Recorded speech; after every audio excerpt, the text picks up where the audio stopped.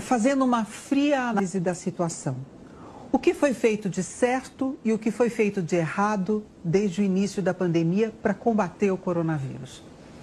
Eleonora, acho que a gente tem que fazer essa pergunta para o mundo. A Covid é uma doença nova. Mas aqui no Brasil? Nós não contávamos com a pandemia. É sempre muito incerto. E a gente tem que falar no mundo porque a gente segue orientações. Por exemplo, a tomada de decisão de quando decretar situação de emergência nacional, ela dependia da decretação de emergência internacional da Organização Mundial de Saúde. Então, se a gente for falar no que nós erramos, o carnaval é uma das situações hoje que a gente, ao olhar para trás, se nós talvez não tivéssemos tido grandes aglomerações no carnaval, nos estados onde a gente tem festas que movimentam populações numerosas, não só de brasileiros que migram de um estado para o outro, mas de transeuntes internacionais que vêm para passar o carnaval no Brasil, talvez a gente tivesse menos casos. Então, falhamos, todos falhamos em alguma coisa, mas eu acho que o mundo inteiro e o Brasil também correu atrás para que nós pudéssemos ofertar a maior quantidade de serviços, de bens. O que eu assisti no Ministério da Saúde, aí eu falo como médica, me traz muita emoção, foi ver um governo preocupado em assistir todos os estados e municípios, muito além da sua responsabilidade, dentro do grupo tripartite.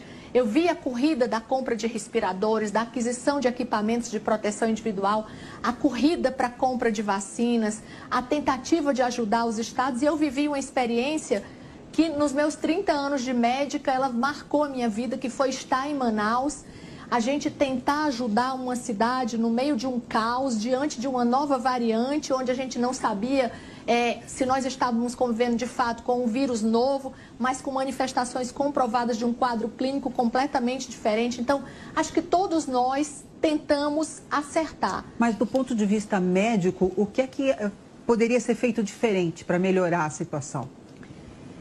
Não sei se a gente teria feito coisas melhores. Não faltaram recursos para a gente ofertar à população. Uma das coisas que mais me preocupa ao longo da Covid, e aí a responsabilidade precisa ser apurada, inclusive na CPI, é a questão da corrupção. A gente tem inúmeras denúncias de que nos estados, parte do recurso que foi transferido pelo governo federal, ele foi utilizado de forma indevida, com corrupção na compra de equipamentos, bens e serviços superfaturados. Então, isso precisa ser apurado e a CPI é um bom espaço para a gente não só apurar a responsabilidade do governo federal, se houve retardo, se houve omissão, mas a dos governadores. E aí eu trago aqui para vocês um fato que sempre me chama a atenção como médica.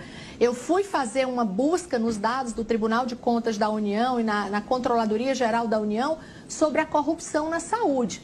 Do ano de 2002 até 2015, são 14 anos, 29% dos recursos desviados pela corrupção foram na saúde.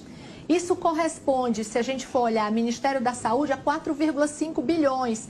O segundo maior local de recursos dentro dos recursos do governo federal é o Ministério da Educação. 12,5% dos recursos da educação foram desviados para a corrupção.